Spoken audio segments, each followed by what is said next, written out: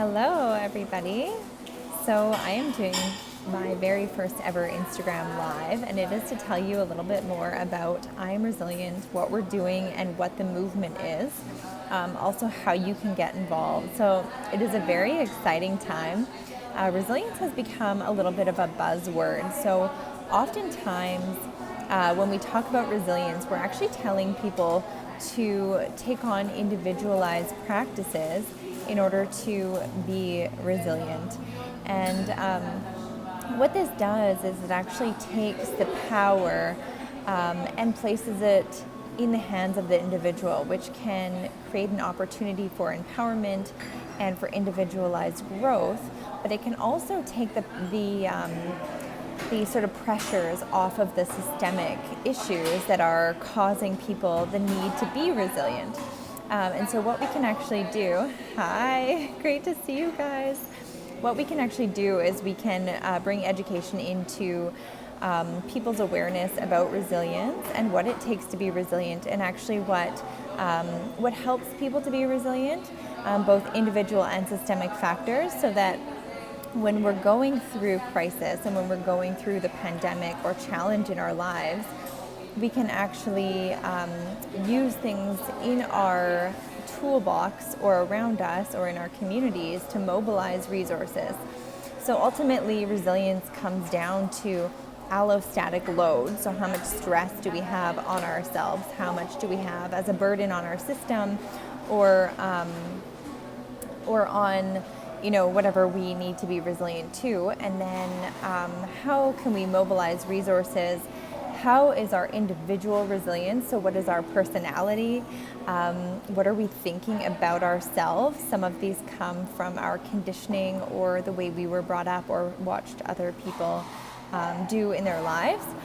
And how can we seek out support? So some of us live in communities where there are people looking out for us everywhere. Other people live in cities where people are more individual focused, or in really remote places where they're literally alone.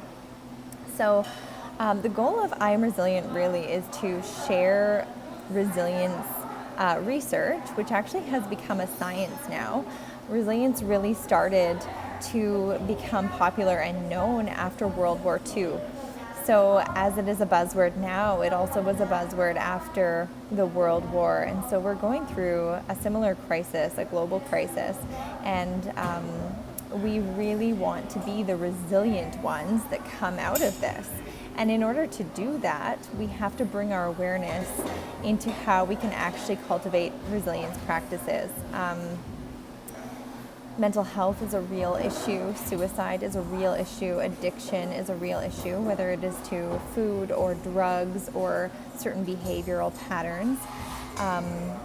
And our goal really is to share this information and to empower people to be resilient and to actually lift others up around them. So we've done a few things so far. A lot of you are familiar with the infamous I Am Resilient Gratitude Journal.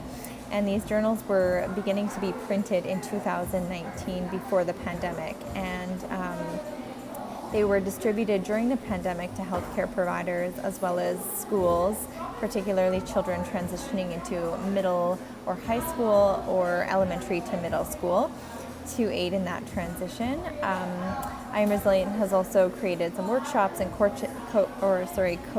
courses and done a series of meditations and yoga for healthcare providers.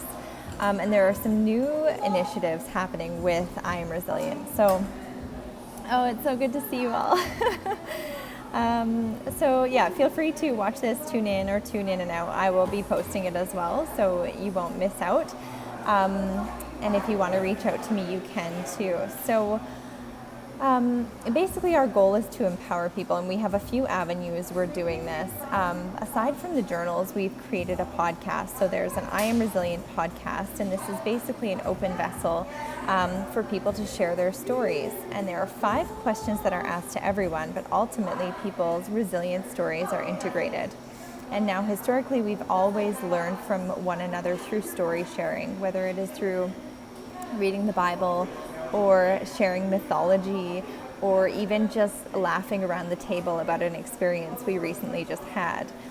Because of the pandemic, people are relying on a lot of things on the internet to read, and sometimes that's not wisdom or story sharing. A lot of the time it's media and fear driven. So what we can actually do is we can share resilience stories so that people can adopt tools. And these stories are entertaining, some of them are sad, and some of them are very enlightening. So when we can share stories, other people can relate, and hopefully we can get through this pandemic and through this life learning from one another, even when we're not around one another. So I'm in mentorship right now with an incredible Indigenous elder, and I am receiving these stories, and I really have to listen to them again and again. And I love it when he shares them with me more than once, because every time you hear a story, you glean something new from it. So ideally, this podcast is an open vessel to share stories. So again, if you would like to get involved with the podcast to share your story, you can send me a direct message, and I have a short application form where you can tell me the dates and times that are good for you. And we can go over the questions so that it's you're prepared and you feel really secure and supported to share your story. Because really our shared stories and what we leave on this earth as a legacy is important. And we're not here for that long, but we do have a lot of work to do while we are here. So I am so grateful for all of you who have already shared your stories. And if you'd like to listen to the podcast, it is I Am Resilient, the podcast on Spotify. You can find it other places, but I think most people are listening to Spotify these days. I also wanted to touch on our newest baby, which is the Resilience University. So I have this linked through Bliss and Yoga, but I will put a link in the comments as well. So Resilience University is a whole slew of courses online. It covers everything from resilience in the immune system to understanding the lunar cycle to develop more resilience. And yeah, also it has some yoga and meditation, and there are tons of courses on there. So the next thing that will be happening is actually a YouTube channel.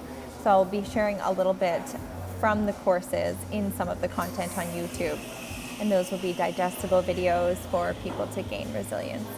And I just want to thank you for being here. So we actually have an ambassador program, and we have 2 pathways to become an ambassador. If you're interested in becoming an ambassador for I Am Resilient, please direct message me and I will send you the options.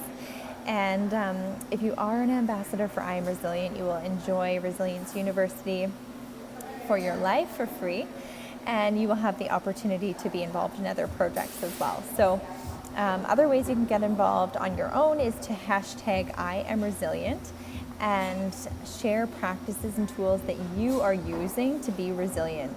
So that might be on Twitter, or it might be on Facebook or Instagram. And that way, when people are looking for a new tool, or they're trying to understand how they can be resilient in another way, they can look that up. And I want to point to one thing. Resilience isn't just wellness or mental health. It's also resilience in your job and resilience in your mindset. It may also be resilience in your body. So yeah, lots of things going on. Maybe you were resilient after COVID, or maybe you're just resilient on caring for your children. That is very important right now. And I just want to share that I love you all, and I'm excited to share this journey with you. And there are a ton of new things coming. So if you'd like to be involved, or you have a skill set you'd like to share, please direct message me.